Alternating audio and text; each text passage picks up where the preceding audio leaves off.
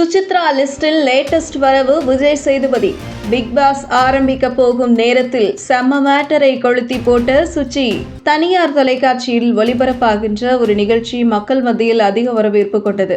அந்த நிகழ்ச்சியில் சிலர் கலந்து கொண்டு 100 நாட்கள் வெளி உலக தொடர்பும் செல்போன் மற்றும் தங்கள் பெற்றோர்கள் உறவினர்கள் தொடர்பும் இல்லாமல் எப்படி வாழ்கிறார்கள் என்பதை, அந்த நிகழ்ச்சியில் கொடுக்கப்படுகின்ற டாஸ்க்குகளை எப்படியெல்லாம் முடிக்கிறார்கள் என்பதையும் மையமாக வைத்து 100 நாட்களை கடந்தும் ஒருவர் நின்று மக்கள் மனதை வென்று எடுக்கிறாரோ அவர் அந்த நிகழ்ச்சியில் வெற்றியாளராக கருதப்படுகிறார். இதை கேட்கும் பொழுது எங்கேயோ பார்த்தது போன்று உங்களுக்கு தோன்றும். அந்த நிகழ்ச்சி வேறு ஒன்றுமில்லை, பிக் பாஸ் நிகழ்ச்சிதான். இந்த பிக் பாஸ் நிகழ்ச்சி தமிழுக்கு வருவதற்கு முன்பு ஹாலிவுட் மற்றும் பல திரை உலகில் பிரபலமாக இருந்தது. அதற்கு பிறகு தமிழுக்கும் வந்தது. அப்படி வருகின்ற இந்த நிகழ்ச்சியின் தொகுப்பாளராக தமிழ் சினிமாவில் பிரபல நடிகராக உள்ள கமலை தேர்வு செய்தது.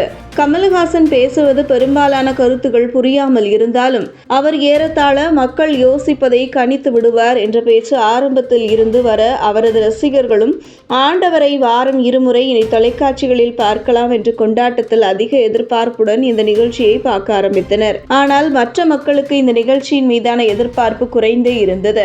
ஆனால் இந்த நிகழ்ச்சி தொடங்கப்பட்டு ஒளிபரப்பாக்கப்பட்ட அடுத்தடுத்த எபிசோடுகளை கடந்து செல்ல நல்ல வரவேற்பை பெற்று வந்தது.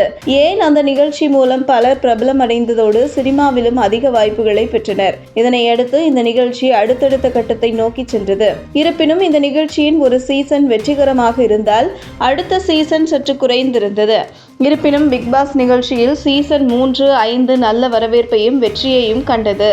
இந்த பிக் பாஸ் நிகழ்ச்சியில் பங்கு பெற்ற பலர் சினிமாவில் அதிக வாய்ப்புகளை பெற்றுள்ளனர். பிக் பாஸ் சீசன் 7 பெரும் சர்ச்சையில் சிக்கியதோடு மக்கள் நினைத்த கருத்தும் கமலஹாசனின் கருத்தும் ஒத்துப்போகவில்லை என்பது பேசும் பொருளாக மாறியது. அது மட்டுமின்றி 7ஆம் சீசனில் கமலஹாசன் முற்றிலும் அரசியல் பேச ஆரம்பித்து விட்டார் என்றும் கண்டஸ்டன்ட்களை சரியாக கவனிக்க தவறிவிட்டார் என்பதும் மக்கள் முன்வைத்த விமர்சனங்களாக இருந்தது. இதனால் அடுத்த சீசனில் கமலஹாசனை விஜய் டிவி தூக்கிவிடும் என்ற பேச்சு உலாவர அதற்கேற்ற வகையிலே தற்பொழுது பிக் பாஸ் சீசன் 8 கமலஹாசன் தொகுப்பாளரிடமிருந்து தூக்கி அந்த இடத்திற்கு விஜய் சேதுபதியை அமர்த்தியுள்ளது விஜய் டிவி. விஜய் சேதுபதிக்கு பதிலாக பல பேரை யோசித்தும் இறுதியில் விஜய் சேதுபதியை விஜய் டிவி தேர்வு செய்து ப்ரோமோவையும் வெளியிட்டது. அந்த ப்ரோமோவில் கமலஹாசனை விமர்சிக்கும் வகையில் கமலஹாசன் செய்ததை நீங்கள் செய்து விடாதீர்கள் என்று பல பார்வையாளர்கள் விஜய் சேதுபதியிடம் மறைமுகமாக கேட்டுக்கொள்ளும்படி பல காட்சிகள் அதில் இடம்பெற்றிருந்தது.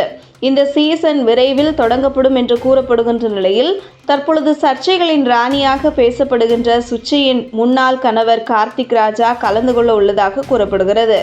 ஆனால் கார்த்திக் ராஜாவிற்கு விஜய் சேதுபதியை பிடிக்காது என்று அவரின் முன்னாள் மனைவியான சுச்சி கூறியிருக்கிறார்.